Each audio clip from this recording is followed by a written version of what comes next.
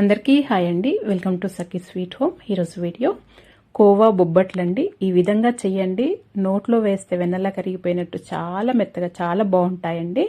ఈ tips follow అవుతూ ఈ విధంగా చేశారంటే బయట ఎప్పుడు తినరు, అంత రుచిగా ఉంటాయి. ఇంట్లోనే చాలా టేస్టీగా ఉంటాయి. నేనైతే ఎక్కువగా ఇంట్లో ఇలా చేస్తుంటాను. మా ఇంట్లో అందరికి చాలా ఇష్టం అండి ఈ బొబ్బట్లు. ఈ విధంగా ఖచ్చితంగా ట్రై చేయండి. చాలా మృదువుగా అన్ని బొబ్బట్లు కూడా పొంగుతూ చాలా చక్కగా వస్తాయి. మీరు కొత్తగా చేస్తున్నా కానీ పర్ఫెక్ట్గా చేయగలుగుతారు. ఇక్కడ నేను ఒక గిన్నెలోకి ఒక 2 కప్పుల మైదా తీసుకుంటున్నానండి. మీరు గోధుమ పిండి అయినా వాడుకోవచ్చు, కానీ దీనికి మైదా అయితేనే బాగుంటాయండి, చక్కగా చాలా బాగుంటాయి. అందుకనే నేను మైదా తీసుకుంటున్నాను. దీంట్లో ఒక చిటికెడంతా ఉప్పు వేసుకోవాలి. వేసుకోకపోతే పైన పిండి అనేది కొద్దిగా చప్పగా, టేస్ట్ అనేది కరెక్ట్గా రాదు. ఒక చిటికెడంతా వేసుకుంటే బాగుంటుంది. ఇది కలర్ కోసమే కొద్దిగంతా పసుపు వేస్తున్నానండి, కొద్దిగా లైట్ కలర్ కోసము వేసి ముందుగా ఈ పొడి పిండిని ఇదంతా ఇలా కలుపుకోవాలి. ఇలా కలుపుకున్న తర్వాత దీంట్లో కొద్దిగా నీళ్లు వేసుకుంటూ కలుపుకోవాలండి. ఒకేసారి కాకుండా ఎంతైతే పడతాయో చూసుకుంటూ వేసుకోవాలి. ఇలా కలుపుకున్న తర్వాత ఈ పిండి అనేది కొద్దిగా మెత్తగానే కలుపుకోండి. ఇలా కొద్దిగా గట్టిగా కలుపుకున్న తర్వాత దీంట్లో కొద్దిగంత నెయ్యి వేసుకొని ఒక 3-4 నిమిషాలు ఇలా గట్టిగా ప్రెస్ చేస్తూ ఇలా మర్దన చేస్తున్నట్టుగా కలుపుకోవాలి పిండిని. అలాగైతే చక్కగా వస్తాయి. అలాగే బొబ్బట్లు కూడా చక్కగా పొంగుతూ మెత్తగా వస్తాయండి. ఇలా ఈ పిండిని మాత్రం ఇలా ఖచ్చితంగా కలుపుకోవాలి. ఒక 3-4 నిమిషాలు నెయ్యి వేసుకొని కలుపుకోవాలి. ఇలా కలుపుకుంటేనే చక్కగా వస్తాయి. ఇలా కలుపుకున్న తర్వాత మూత పెట్టేసి ఇది పక్కన పెట్టుకుందాము. ఇప్పుడు పొయ్యి పైన ఒకటి పెద్దది మందపాటి కడాయి పెట్టుకొని ఒక 2 లీటర్ల ఫుల్ క్రీమ్ మిల్క్ తీసుకున్నానండి నేనైతే. తీసుకొని ఈ పాలని మొత్తము గట్టిపడే వరకు ఇలా మరిగించుకోవాలి. ఇలా కలుపుకుంటూ మధ్య మధ్యలో కలుపుకుంటూ మరిగించుకోండి. ఇలా గట్టిపడిన తర్వాత దగ్గరుండి కలుపుకుంటా ఇలా మొత్తం గట్టిపడే వరకు ఉడికించుకోవాలి. చూడండి, సైడ్లదంతా ఇలా అనుకుంటా. స్టార్టింగ్ ఏమో మధ్య మధ్యలో కలుపుకుంటే సరిపోతుందండి. ఇలా గట్టిపడిన తర్వాతనేమో దగ్గరుండి ఇలా కలుపుకుంటూ ఆ సైడ్లదంతా ఇలా లోపలికి అనుకుంటూ ఉడికించుకోవాలి. చూడండి, ఇంకా మొత్తం గట్టిపడాలి. ఇది కోవాలాగా మంచిగా రెడీ అవ్వాలండి, మొత్తం గట్టిగా అవ్వాలి. ఇలా అయిన తర్వాత చూడండి, ఇలా కింద దించి చల్లార్చాను. చల్లారిన తర్వాత ఈ విధంగా చూడండి. ఇలా ఉన్నదాన్ని ఇప్పుడు దీంట్లో మొత్తం గట్టిగా అయ్యే వరకు ఉడికించుకోవాలండి. ఆ కోవని కొద్దిగా కూడా నీళ్ళలాగా ఉండొద్దు, కొద్దిగా కూడా పాలలాగా అలాగే ఉండకూడదు. ఇలా గట్టిగా అయిన తర్వాత కింద దించి చల్లారిన తర్వాతనే మీరు టేస్ట్కి తగినంత చక్కెర వేసుకోవచ్చండి. 1/2 కప్పు నుండి 3/4 కప్పు వరకు వేసుకోవచ్చు. నేనైతే 3/4 కప్పుకి కొద్దిగా అంత తక్కువ వేసానండి. చక్కెర వేసుకొని ఇలా కలుపుకున్నాను. ఇలా చక్కెర వేసిన తర్వాత మీరు ఇలా గట్టిగా ఉంది అనుకుంటే అలాగే డైరెక్ట్ అయినా చేసుకోవచ్చు, లేదా కొద్దిగా లూజ్గా అయిందండి నాకు, అందుకని మళ్ళీ పొయ్యి పైన పెట్టి ఉడికిస్తున్నాను మొత్తం గట్టిపడే వరకు. ఇలా కలుపుకుంటూ ఇలా చక్కెర వేసిన తర్వాత మళ్ళీ పొయ్యి పైన పెట్టి ఉడికించేటప్పుడు దగ్గరుండి కలుపుకుంటూ ఇలా ఉడికించుకోవాలండి. ఇలా మంచి కలర్ చేంజ్ అవుతుంది, మంచి స్మెల్ వస్తుందండి ఇలా ఉడికేటప్పుడు ఈ కోవా అనేది. ఇలా గట్టిపడిన తర్వాత కింద దించి మళ్ళీ చల్లార్చుకోవాలి. ఇలా ఈ కడాయికి వెడల్పుగా అని చల్లార్చుకోండి. ఇలా మొత్తం చల్లారిన తర్వాత చూడండి, ఇలా మొత్తం గట్టిగా అయింది. ఈ పిండిని ఇలా ముందుగానే కలిపెట్టుకుంటే చక్కగా మెత్తగా సాఫ్ట్గా ఉంటుందండి. అలాగే బొబ్బట్లు మెత్తగా చాలా బాగా వస్తాయి. ఇప్పుడు మళ్ళీ ఒకసారి ఇలా చేయితోని మళ్ళీ 1 నిమిషం పాటు ఇలా కలుపుకున్న తర్వాత కొద్దిగా అంత పిండి తీసుకోవాలి. ఈ బొబ్బట్లు అనేది పెద్దగా చేసుకోవద్దండి, చిన్న చిన్నగానే చేసుకోవాలి. అందుకని కొద్దిగానే పిండి తీసుకోండి. తీసుకొని ఇలా చేసుకోవాలి. ఇలా నేను అరిటాకు పైన చూపిస్తున్నానండి. అరిటాకు పైన కొద్దిగా నెయ్యి రాసుకొని ఇలా చిన్నగా ఒత్తిన తర్వాత ఈ పిండి ముద్దని ముందుగా మనము కోవా చేసి పెట్టుకున్నాం కదా, ఆ కోవాని కొద్దిగా తీసుకోవాలండి.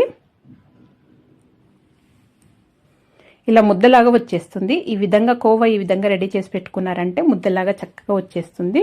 కొద్దిగా తీసుకొని దీని మధ్యలో పెట్టేసుకొని ఆ పైన పిండి అనేది ఇలా మొత్తం క్లోజ్ చేయాలి. ఆ కోవాకి ఇలా క్లోజ్ చేసినట్టుగా ఇలా చేసి పెట్టుకోవాలి. నేను చూపిస్తున్న విధంగా చేయండి. తర్వాత మళ్ళీ అరిటాకు పైనే ఇలా చిన్న బొబ్బట్లలాగా ఒత్తేస్తున్నానండి. మీరు కవర్ పైన అయినా కానీ ఒత్తేసేయచ్చు. చక్కగా వచ్చేస్తుంది, అస్సలేమి చాలా బాగా వస్తుందండి. మీరు కొత్తగా చేసినా కానీ పర్ఫెక్ట్గా చేయగలుగుతారు ఈ విధంగా అయితే. ఇలా ఒత్తేసిన తర్వాత అంతవరకు పొయ్యి పైన నేను పెనం వేడి చేసుకున్నాను. వేడి చేసుకున్న తర్వాత ఇలా చేయితో తీసి వేసేసుకోవటమే. ఇలా మీడియం ఫ్లేమ్లో వేసుకొని కాల్చుకోవాలండి. ఒకవైపు కాలిన తర్వాత ఇంకొక వైపు తిప్పుకొని నెయ్యి వేసి కాల్చుకోవాలి. రెండు వైపులా నెయ్యి వేసి కాల్చుకున్న తర్వాత రెండు వైపులా మంచిగా నెయ్యి వేసుకొని కాల్చుకొని అన్ని బొబ్బట్లు కూడా చక్కగా పొంగుతూ వస్తాయండి. ఈ విధంగా చేసుకున్నామంటే ఇలా చిన్నగా చేసుకోవాలండి, పెద్దగా చేసుకోకూడదు. చాలా బాగుంటాయి. మంచిగా కాల్చుకోవాలి. మీడియం ఫ్లేమ్లో అయితే చక్కగా కాలుతాయండి. ఇలా కాలిన తర్వాత తీసేసుకోవటమే. మీరు ఇలా అరిటాకుతోని చేయి పైన తీసేసి వేయలేము అనుకుంటే అరిటాకుతోనే డైరెక్ట్ వేసేసుకోవచ్చు. ఈ పెనం పైన వేసుకొని కాల్చుకోవటమే. అన్ని బొబ్బట్లు కూడా ఇలాగే చక్కగా పొంగుతూ చాలా బాగా వస్తాయండి. ఖచ్చితంగా ఈ విధంగా ట్రై చేయండి. మా ఇంట్లో అయితే చాలా ఇష్టము, అందరికీ నచ్చుతాయండి. బొబ్బట్లు ఎక్కువగా చేస్తుంటాను. చాలా రుచిగా కూడా ఉంటాయి. పప్పుతో బొబ్బట్లు చేసే వాటికంటే ఇవి చాలా రుచిగా ఉంటాయండి. బయట మన కోవా బొబ్బట్ల కంటే ఇలా ఇంట్లోనే ఇలాంటి బొబ్బట్లు చేయండి. ఈ టేస్ట్ బయట ఎక్కడ దొరకదండి, అంత రుచిగా ఉంటాయి. మీరు ఈ బొబ్బట్లు ఇలా కాకుండా ఇలా చేయి పైన కూడా పిండిని ఇలా నేను చూపిస్తున్న విధంగా చేయిల పైన ఇలా పిండిని వెడల్పుగానేసి లోపల మళ్ళీ కొవ్వ పెట్టేసి ఇలా మొత్తం క్లోజ్ చేసేయాలి. చేసిన తర్వాత మళ్ళీ అరిటాకు పైన ఇలా ఒత్తేసేయటమే. చేతికి అంటుకోకుండా కొద్దిగా నెయ్యి రాసుకుంటూ ఇలా ఒత్తేసేయటమే. ఇలా చిన్నగా ఒత్తేసిన తర్వాత మీ సైజ్ అనేది మీకు మందంగా ఉండాలా పల్చగా ఉండాలా చూసుకొని పెట్టుకోవటమేనండి. నేనైతే మీడియం సైజులో చేస్తున్నాను. మీడియంగా అయితేనే చక్కగా పొంగుతూ చాలా బాగుంటాయి. మరీ సన్నగా అయినా కానీ బాగుండవు, మరీ లావుగా అయినా కానీ బాగుండవండి బొబ్బట్లు ఇవి. చిన్నగా మీడియం సైజులో చేసుకోండి. అలాగైతే అన్ని బొబ్బట్లు కూడా చక్కగా పొంగుతూ ఈ నెయ్యి వేయగానే రెండు వైపులా కాలిన తర్వాత నెయ్యి వేసుకొని కాల్చుకోండి. అలాగైతే అన్ని బొబ్బట్లు కూడా చక్కగా పొంగుతూ చాలా బాగా వస్తాయి. చూడండి, ఈ సైజులో ఈ విధంగా చేశాను నేనైతే. ఎప్పుడు ఇలాగే చేస్తానండి, ఇలాగే చేసుకోవాలి. ఈ సైజులో చేసుకుంటే సరిపోతుంది. ఎప్పుడు కోవా బొబ్బట్లు చాలా మృదువుగా మెత్తగా చాలా సాఫ్ట్గా ఉంటాయి. మళ్ళీ అన్నీ కాల్చుకున్న తర్వాత కొద్దిగంత నెయ్యి ఇలా వేడివేడిగా ఉన్నప్పుడు వేసుకుంటే చాలా మెత్తగా చాలా రుచిగా ఉంటాయి. వేడివేడిగా అయితే చాలా బాగుంటాయండి బొబ్బట్లు. చల్లారిన తర్వాత కూడా చాలా బాగుంటాయి. ఎప్పుడైనా తినేసేయచ్చు. ఈ విధంగా మీరు కూడా ఒకసారి ఖచ్చితంగా ట్రై చేయండి. ఎప్పుడు ఇలాగే ఇంట్లోనే చేసుకుంటారు, బయట ఎప్పుడు తినాలని కూడా అనుకోరండి. ఈ బొబ్బట్లు అంత రుచిగా ఉంటాయి. చూడండి ఎంత సాఫ్ట్గా ఎంత బాగున్నాయో. మిడిల్లో ఆ పూర్ణం అనేది, ఆ బొబ్బట్టు ఆ కోవా అనేది అలాగే ఉంటుంది. రెండు వైపు చక్కగా పొంగుతూ చాలా బాగా మెత్తగా వస్తాయండి. ఈ విధంగా ఖచ్చితంగా మీరు కూడా ఒకసారి ట్రై చేయండి. పర్ఫెక్ట్గా చేయగలుగుతారు. ఈ చిన్న చిన్న టిప్స్ ఫాలో అవుతూ నేతి బొబ్బట్లు ఈ విధంగా ఈ కొలతలతో చేయండి. కొత్త వాళ్ళకైనా చక్కగా వస్తాయి, చాలా సాఫ్ట్గా ఉంటాయి. ఇది మిక్సీలో వేసి పప్పు రుబ్బనవసరం లేకుండా ఇలా చూపిస్తున్నాను. ఈజీగా అయిపోతుంది. కొత్త వాళ్ళైనా ఈజీగా చేసేసుకోవచ్చు.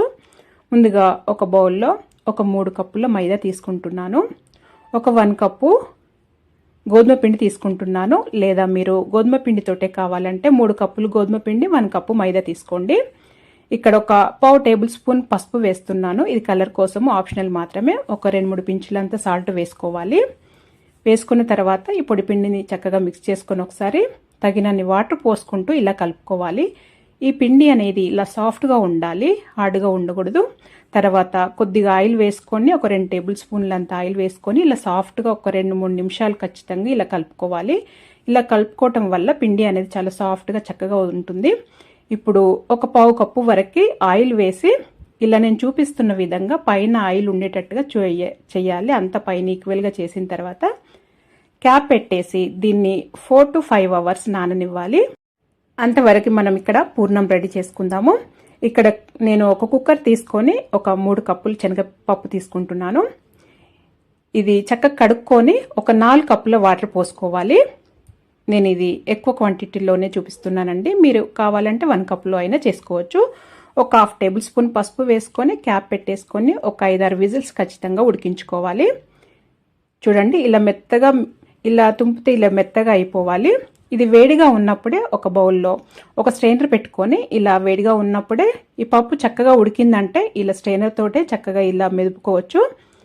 మిక్సీ పట్టకుండా ఇలా చేసేసుకోవచ్చు, తొందరగా అయిపోతుంది. అంత పప్పును కూడా ఇలాగే స్ట్రైనర్ తోటి చూడండి ఎంత సాఫ్ట్గా ఉందో ఇలా చేసుకోవాలి. అంతా కూడా వేడిగా ఉన్నప్పుడు పప్పు చక్కగా ఉడికితే ఇలా ఈజీగా వచ్చేస్తుంది. ఇలా అంతా చేసుకున్న తర్వాత దీన్ని ఒక బౌల్లోకి తీసి పెడుతున్నాను. ఇప్పుడు అదే ప్యాన్ స్టవ్ పైన పెట్టుకొని నేను ఇక్కడ 4 కప్పుల బెల్లం తీసుకున్నాను. ఇది నాకు చక్కగా సరిపోయింది స్వీట్. మీరు కావాలంటే ఒక 1/2 కప్పు తక్కువైనా వేసుకోవచ్చు, ఎక్కువ అవసరం లేదండి. ఇది స్వీట్ చక్కగా సరిపోయింది. ఒక 1/2 కప్పు వాటర్ పోసుకొని ఈ బెల్లం కరిగించుకుంటూ ఉండాలి. అంతవరకు ఒక మిక్సీ జార్ తీసుకొని ఒక 3 టేబుల్ స్పూన్ల షుగర్ వేసుకొని ఒక 7-8 ఇలాచీ వేసుకొని ఇలా మిక్సీ పట్టుకొని పక్కకు పెట్టుకోవాలి. ఇప్పుడు ఈ బెల్లం కరిగిపోయింది. మనం మిక్సీ పట్టుకున్న ఇలాచీ పౌడర్ దీంట్లో వేసుకొని ఇదేం పాకం రానవసరం లేదు, ఈ జస్ట్ బెల్లం మెల్ట్ అయితే సరిపోతుంది. ఇప్పుడు దీంట్లో మనము మెత్తగా చేసి పెట్టుకున్న ఈ పప్పుని ఇందులో వేసుకోవాలి. వేసుకొని లో ఫ్లేమ్లో పెట్టి చక్కగా ఉడికించుకోవాలి. ఇలా కొద్దిగా గట్టిపడిన తర్వాత ఒక 2 టేబుల్ స్పూన్ల గీ వేసుకోవాలి. గీ వేసుకొని ఇది చక్కగా గట్టిపడేంత వరకు ఉడికించుకోవాలి. లో ఫ్లేమ్లో పెట్టి ఉడికించుకోండి, అప్పుడు చక్కగా చాలా బాగుంటుంది. ఇలా ఉడికించుకోవటం వల్ల ఈ పూర్ణం అనేది ఎక్కువ రోజులు కూడా నిల్వ ఉంటుంది స్టోర్ చేసి పెట్టుకుంటే.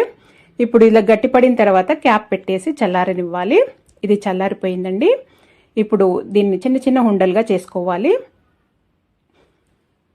ఇలా చేసుకున్న తర్వాత అన్నీ ఇలా చేసి పెట్టుకుంటున్నాను. ఇలా కొద్దిగా ఒక 5 చేసుకున్నాను ఫస్ట్. తర్వాత పిండి చూడండి ఒక 4 అవర్స్ నాననిచ్చాను. ఇప్పుడు ఈ పిండిని తీసుకొని కొద్దిగా తీసుకొని ఇలా ఉండాలి కన్సిస్టెన్సీ. 4 అవర్స్ తర్వాత ఇలా ఉంటుంది, చాలా సాఫ్ట్గా ఉంటుంది. నేను ఇక్కడ ప్లేట్ పైన చూపిస్తున్నానండి, ఈజీగా వస్తుంది. ఎవరికైనా కొత్త వాళ్ళకైనా అంటుకోవటం అలాంటిది ఏమీ ఉండదు. నేను చూపిస్తున్న విధంగా కొద్దిగా పిండిని తీసుకొని ఇలా చేసుకొని పూర్ణం లోపల పెట్టుకొని నేను చూపిస్తున్న విధంగా చేయండి. ప్లేట్ పైన ఆయిల్ అప్లై చేసి ఇలా రాసి నేను ఇలా చేతితో ఒత్తుకోవాలి. అంతా ఈక్వల్గా ఒత్తుకోవాలి, ఏమి ప్లేట్కి అంటుకోదు.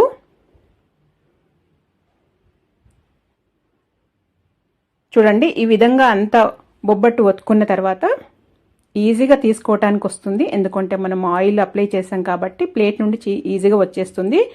ఇప్పుడు స్టవ్ పైన ప్యాన్ పెట్టుకొని కొద్దిగా గీ అప్లై చేసుకొని ప్యాన్కి ఈ బొబ్బట్టు వేసుకొని కాల్చుకోవాలి.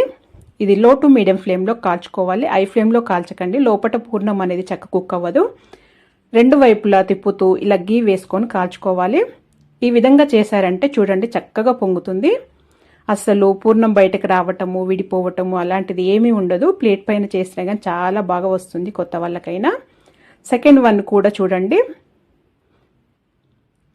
సేమ్ అదే విధంగా కొద్దిగా పిండిని తీసుకొని చేతిపైన ఇలా వెడల్పుగా అనుకొని లోపల పూర్ణం పెట్టుకొని ఈ పిండిని అనేది చక్కగా క్లోజ్ చేయాలి. 4 అవర్స్ అయితే ఖచ్చితంగా నాననివ్వండి పిండి, అప్పుడు చక్కగా వస్తుంది, మీకు అంటుకోదు. లేదా మీరు ఈ ప్లేటు ఇలాగే డైరెక్ట్ కూడా ప్యానం పైన వేయొచ్చు. దీనిపైన ఇబ్బంది అనుకుంటే బటర్ పేపర్ పైన కానీ అరటాకు పైన అయినా కానీ వేసి ఈ బొబ్బట్టు చేసుకోవచ్చు. దీనిపైన అయితే ఈజీగా వచ్చేస్తుందండి, మీకు ఏం అతుక్కోదు. చూడండి ఎంత చక్కగా ఈజీగా వచ్చేసిందో. ఇప్పుడు స్టవ్ పైన మళ్ళీ సేమ్ అలాగే కాల్చుకోవాలి. నెయ్యి వేసుకొని కాల్చుకుంటుండాలి. అన్ని బొబ్బట్లు కూడా ఇలాగే చేసుకోవాలండి. ఈ విధంగా ఒకసారి ట్రై చేయండి, చాలా అంటే చాలా బాగా వస్తాయి. అన్ని పొంగుతూ చాలా సాఫ్ట్గా చాలా బాగుంటాయి. ఈ కొలతలతో ఈ విధంగా చేశారంటే కొత్త వాళ్ళైనా కానీ చక్కగా వస్తాయండి. ఈ బొబ్బట్లు ఈ విధంగా చేశారంటే ఒకసారి చేసి పెట్టుకుంటే 2 డేస్ వరకు కూడా నిల్వ ఉంటాయండి. పూర్ణం అనేది ఈ విధంగా చేసుకుంటే అస్సలు పాడవవు. ఈ పూర్ణం ఇలా చేసుకొని ఫ్రిడ్జ్లో పెట్టుకున్నా కానీ 1 వీక్ 15 డేస్ వరకు కూడా నిల్వ ఉంటుంది. ఎప్పుడంటే అప్పుడు పిండి కలిపేసుకొని బొబ్బట్లు చేసేసుకోవచ్చు. ఈ విధంగా ఒకసారి ట్రై చేయండి, చాలా బాగుంటాయి. వేడివేడి బొబ్బట్టు పైన నెయ్యి వేసుకొని తింటే చాలా బాగుంటుందండి. మరి మీరు కూడా ఒకసారి ట్రై చేయండి. మరి మీకు కనుక ఈ వీడియో నచ్చినట్టయితే లైక్ చేయండి, షేర్ చేయండి, సబ్స్క్రైబ్ చేసుకోండి. Thank you for watching.